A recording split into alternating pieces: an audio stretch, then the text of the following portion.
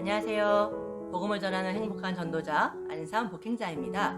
오늘은 코로나로 인하여서 전도하기 어려운 상황 가운데에도 정부의 방역 지침에 준수하면서 하나님 영광 가리지 않고 어린아이부터 노년에 이르기까지 내 집에서 혼자 조용히 전도할 수 있는 방법에 대해서 한번 이야기를 나눠보려고 해요. 바로 SNS 전도법입니다.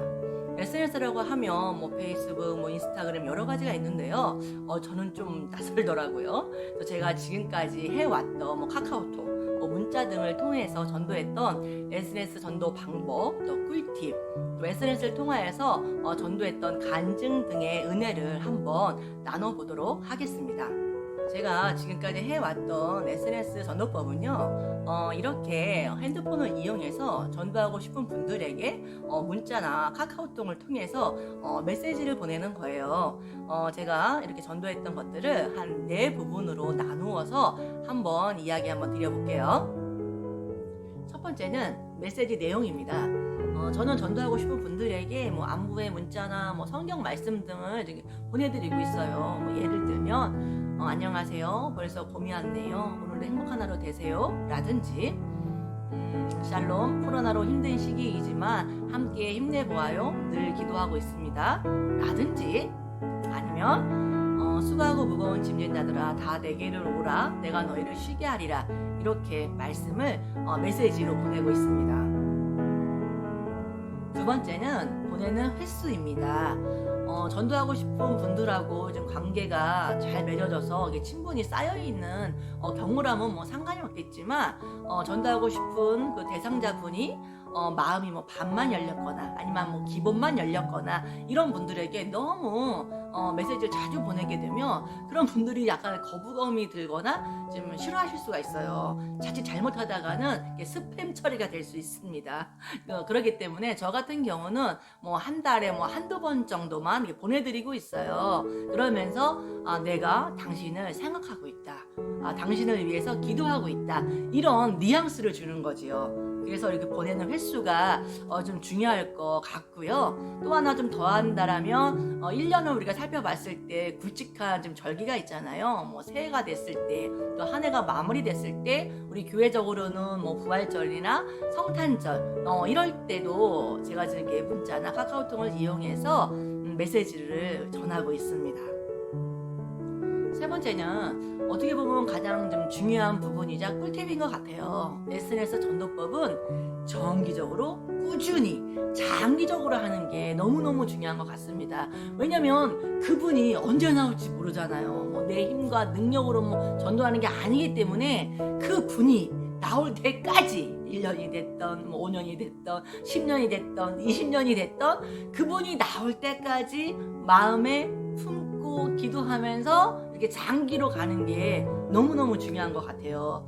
그래도 SNS 전도법은 다른 전도법에 비해서 그나마 전도하기가 좀 부담이 없기 때문에 이런 성도님들이 꾸준하게 좀 정기적으로 하신다라면 참 좋을 것 같습니다.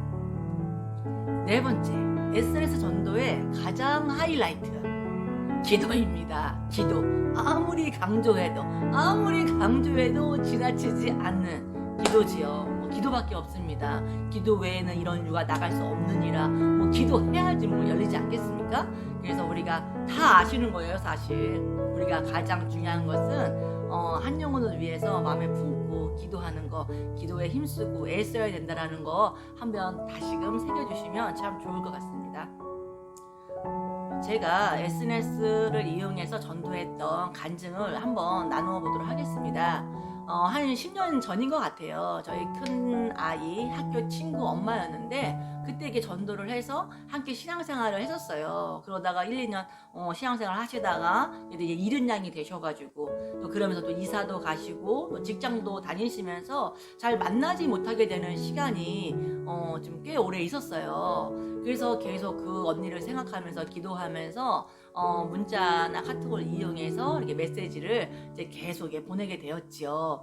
그렇게 한 7, 8년 정도를 계속 메시지를 전했던 것 같아요. 그런데 어느 날 어느 날 그 언니에게 전화가 왔습니다. 저 정말 깜짝 놀랐어요. 왜냐면 뭐 메시지만 이렇게 막 주고 그랬지 뭐 만나거나 이런 게 별로 없었기 때문에 막 놀라더라고요. 그래서 전화를 받아보니 언니 하시는 말씀이 기도 제목이 생긴 거예요. 남편분께서 좀 건강이 좀 안 좋아지셔가지고 그러면서 제가 생각이 났나 봐요. 그래서 그 전화를 받고 제가 위로해 드리고 함께 기도 하겠다고 그러면서 언니도 이번 기회에 다시 신앙을 좀 회복해 보는 게 어떻겠냐고 그렇게 좀 권면을 드렸어요. 그랬더니 언니가 하시는 말씀이 결과가 괜찮게 나오면 본인이 그럼 본인의 은혜에 맞게 한번 다시 신앙생활 해보겠다고 그렇게 말씀하시는 거예요. 그럼 어떻게 됐을까요? 아유 아버지가 뭐 역사해 주지요.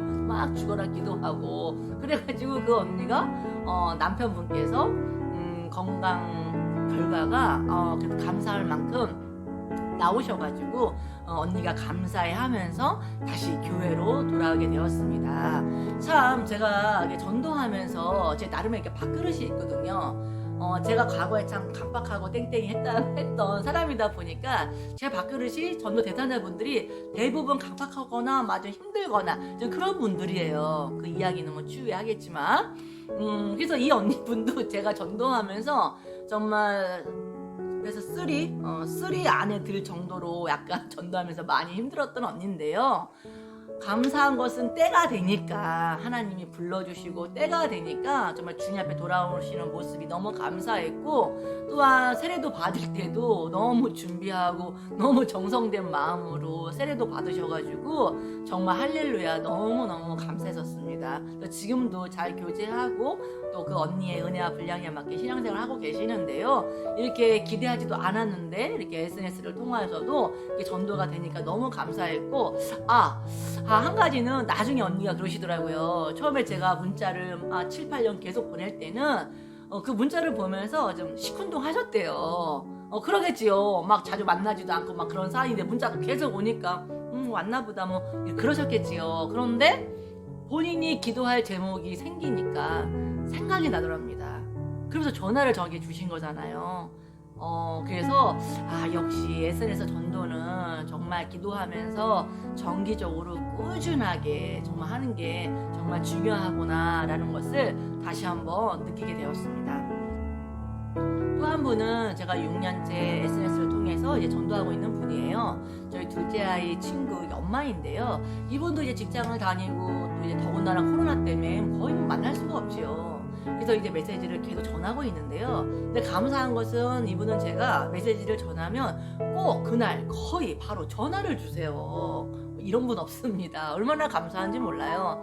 그러면서 함께 뭐 아이들 이야기도 하고 뭐 진로 이야기도 하면서 또 그러면서 또 복음도 전하기도 하고 이렇게 하고 있거든요. 그래서 이분이 주님 앞에 나오는 날이 언젠지는 모르겠지만 그때까지 마음에 품고 기도하면서 전도해 보려고 하고 있어요. 이제 마무리를 해보도록 하겠습니다. 저 같은 경우에는 이제 SNS 전도법을 이렇게 하고 있으면서 요즘에는 페이스북을 한번 해보려고 해요. 사실은 뭐 코로나 오기 전에도 이 페이스북을 한번 해보려고 했는데 괜히 막 이렇게 가입하고 이런 게 막 낯설고 좀 그래가지고 안 했거든요. 근데 요즘에 뭐 전도할 뭐 방법이 없으니까 이거라도 한번 하면서 좀 활용할 수 있는 방법을 찾아봐야겠다라는 생각이 들어서 저도 한번 시도해 보려고 이제 하고 있습니다. 오늘 이렇게 SNS 전도법을 마무리하면서요. 코로나 시대 가운데 그나마 그래도 전도할 수 있는 방법인 것 같아요. 기존에 SNS를 통하여서 전도에 오셨던 분들은 앞으로도 꾸준하게 하시길 바라고요. 또 이 영상을 보시고 나도 이제 한번 해봐야 되겠다 마음 먹으신 분들도 너무 어려워하지 마시고요. 그냥 한 말 한 말 하면 되니까 각자의 은혜와 분량에 맞게 계신 곳에서 SNS를 통하여서 전도해 보시기를 강추드리겠습니다. 할 수 있습니다. 하면 됩니다. 해봅시다. 감사합니다. 오늘 이것으로 마칠게요. 복음 복음 복음.